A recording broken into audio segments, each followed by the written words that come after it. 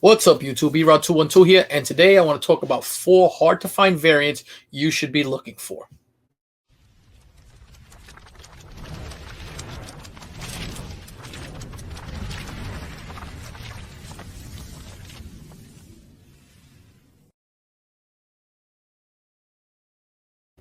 All right, so today's episode, I want to talk about 4 variants, and they're older variants. All of them are from the 90s or before that I had a hard time finding in either shops or at cons.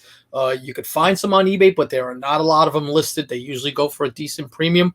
I was able to obtain a couple of them and hitting all kinds of different shops, and one of them I actually found at a con, and the minute I saw it, I had to grab it. But these are books that I sought for a while. At one of them, and I'll show you the book. I'll talk about it. It took me like 5 years to find. But enough of that. Let's start with these books and let's take a look at what I'm talking about. All right. So the first book I want to talk to you about is X-Men number 25. Now, X-Men number 25 has 4 different renditions to it, but the one I want to talk about is the black and white variant. Black and white variant came out, I believe it was 1992. You can tell the difference because the coloring on the side will be all in a black and white. Also, the hologram card is a different hologram card. X-Men 25 had the Gambit hologram card, and yet what they did was they used the hologram card from X-Men. Trying to think which X-Men number. I apologize. I think it was 313, which is a Magneto hologram card, and they added it to it. But let's go to cover price and let's take a look at the numbers on this. All right. So here we go. This is issue 25. As you can see, 25 also had 3 variants. It had a wraparound cover, the black and white, and the gold, which is the most sought after. But for today's episode, let's talk about the black and white. Okay. So an 8.5 sold in March for $120. They say a raw fair market value is about $72. I know that this book here is tough. So here you go, and here's some just so you could see. If you can get this book in a 9.8 or a 9.6, but the 9.8 is the one to get. It's expensive. So one sold in 2020, and you don't see too many of these books come out, especially high grade, for $549, and another for $562. 9.6s are in the $90 range. Now, on the CGC census, there are only 40 copies of this book in a 9.8. So it is definitely short printed when it comes to 9.8. I don't know if there was any damage to the book or anything else. Copy I bought was probably like a 9.6 copy. So still a nice book to own. And I only saw one copy in a local store I went to one time. I scooped it up as soon as I did. I paid a little over what I wanted to, but it was just one of those books that I had to have. I was willing to pay the extra premium. All right, the next book I want to talk about is the book that I told you I searched high and low for this book for almost 5 years. I didn't want to buy it on eBay. I wanted to buy it firsthand, and I was finally able to get it at East Coast Comic Con about 2 years ago, and that's Fantastic Four number 110, the green printing era variant. So this is before we had ratio variants and everything else, and inks were used on printing plates, and they would mix colors to get the different shades and hues that we get. So that's how you would get your blues in the color, blues in the books, your reds. If you remember, the older books had, basic colors, not like the digital stuff that we can do today. But if you take a look at the printing era, all the costumes and everything are green. Matter of fact, let's take a look at what cover price has on this, and I'll show you exactly what I mean. All right, so this is Fantastic Four number 110, the green printing era. As you can see, the Thing is completely green. Their costumes are pink, excuse me, but with the green hues. I like the way this looks for some reason. It was just a real oddball oddity, a tough book to find.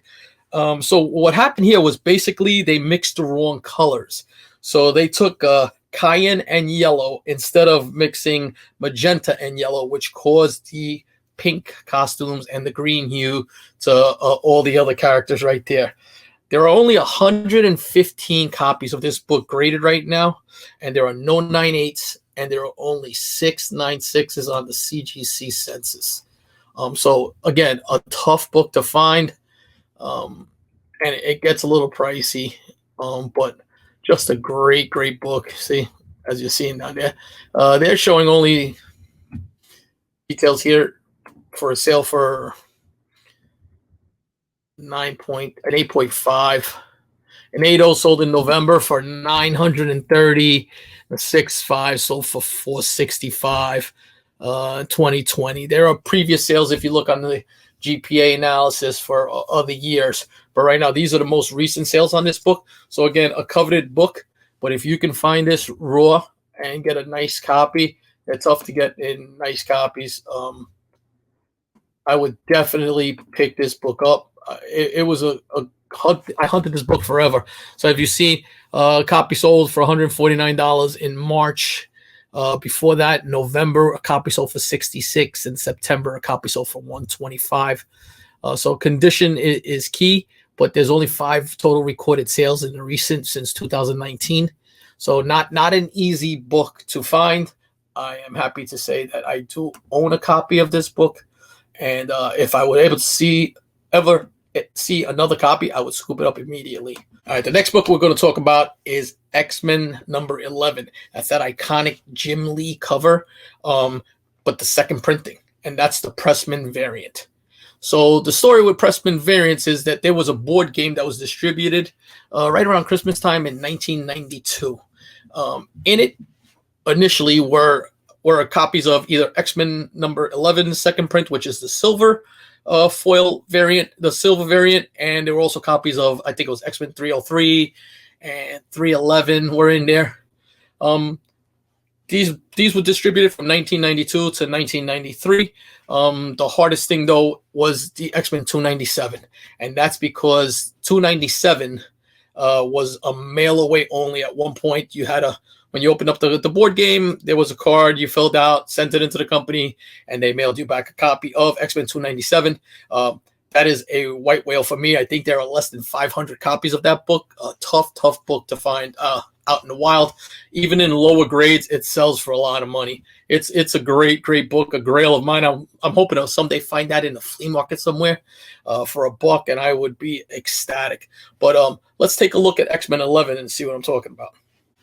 All right, so this is X-Men 11. As you can see, it's got that silverish background to it. This is the book I'm talking about. It's considered the second print for this book, but it was included in a board game, as I was saying before, the Pressman board game. It was an X-Men board game. The company was Pressman that made it. So if we look at this book right now, it's got an upward trend, and raw copies are now selling for about $85. You used to be able to get them a lot cheaper. But watch this. When you look at this book in a 9.8, even a 9.6, 9.8 sold for $850 and $650. 9.6 is $129, $227, $200.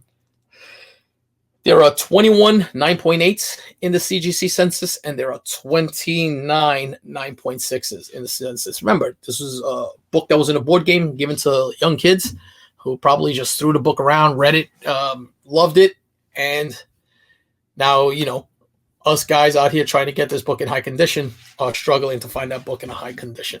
But another book to be on the lookout, especially if you're a con. A little easier to find than the other ones, but not that easy. There are over 1,000 copies estimated, but that 297, again, if you ever see that book, it'll be gold color on there. Scoop that up, because that book, less than 500 copies on that book. All right, and the last book I want to talk about is Gambit number 1 from the miniseries, and this is the gold foil variant. Book is tough to get in high grade because of the foil condition, and it's gold, so it shows up all the spine ticks. The other thing is it has an all black background, back cover. So that back cover is susceptible to fingerprints, ticks, and everything else. Makes it a tough book to get in a 9.8. I was fortunate enough to be able to purchase a copy of one recently from King of the Golden State, and it came back at 9.6, and I am ecstatic with that book. But let's take a look at this book right now. All right, so this is the book I'm talking about, and this is Gambit number 1, the first miniseries in gold foil. As you can see, this book has 2 spine ticks on it, not a 9.8. But so there were a lot of these books, but the condition is the big thing with this book. So I think the print run they were saying on this book um, was there were 500,000 copies of this book created, the regular version, and it was a 1 in 60 store type of thing. So if they you wind up doing the math. I think it came out to about 8,000 copies, but how many of those retained? Well, it's a book from the 90s that for a long time was just in the bins. It always carried a little bit of a premium, but now it's carrying so much more of a premium. Just a great, great book. I believe it's Andy Kubert also that had worked on this. But let's take a look at this. So as you can see, in November of 2020, there's no sales this year. November of 2020, one sold for $353. One sold for $387 and $357. Somebody got a steal for $89. And in July, it was $490, $400. So not an easy book to come by at all. But if you see this book, it would be another book. I would scoop it up, but I would make sure that I check the condition, because this is a book that is all about the condition. So easy to get ticks. And I've said it before, but I suggest to anybody, if you're at a con, don't be afraid to ask them to take the book out of the bag. I usually ask the guy who's running his booth if I can see the book. I'll ask him if he can take it out the bag for me. He'll take it out. That way there's no liability on you. God forbid there's a tape snag or anything else. But you do want to be able to see what that back cover looks like on this book, especially because it has all the black background on it. So, you can check for spine ticks and all of that stuff. Also, another tip that I learned, a lot of these smaller shows, not enough lighting. Use the phone, the light on your phone, and check for imperfections and impurities on those books that you might not have seen if you didn't do that. So yeah, those are the 4 books that I had a hard time finding, and I wanted to share with you guys and see what you guys thought. Please leave comments, and I'm at 2,400 plus subs right now, so we're closing in on that 2,500. I appreciate that. But there are a lot of good things to come. Until my next video, peace.